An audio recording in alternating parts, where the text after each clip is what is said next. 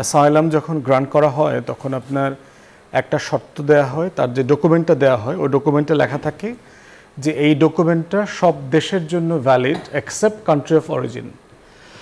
কারণ ওই দেশে আপনার নিরাপত্তাহীনতা আছে বলেই আপনাকে এই দেশ আপনাকে প্রোটেকশন দিচ্ছে, অ্যাসাইলাম দিচ্ছে। সো বাই ডিফল্ট আপনি তখন ওই দেশে ট্রাভেল করতে পারেন না। তো ওই রেস্ট্রিকশন আছে। তো টেকনিক্যালি যেটা হচ্ছে যে ওনার এখন যদি উনি ব্রিটিশ সিটিজেনশিপ না নিয়ে থাকেন সেক্ষেত্রে ওই ট্রাভেল ডকুমেন্টটা দিয়ে উনি এখন বাংলাদেশে আসতে পারবেন না, অন্য দেশে কোথাও যেতে পারবেন চাইলে।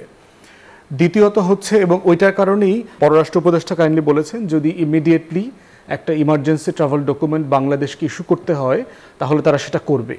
প্রবলেম হচ্ছে ওটা করলে যদি ওই বাংলাদেশি ডকুমেন্টটা নিয়ে উনি আসেন ওনার অ্যাসাইলাম ডকুমেন্টটা ক্যান্সেল হয়ে যাওয়ার সম্ভাবনা আছে।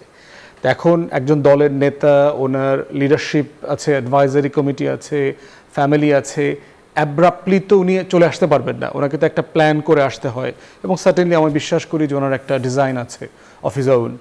তো সেই জায়গাতে হুট করে আসার সিদ্ধান্ত নেওয়াটা হয়তো সমীচীন না উনি বোধ করছেন।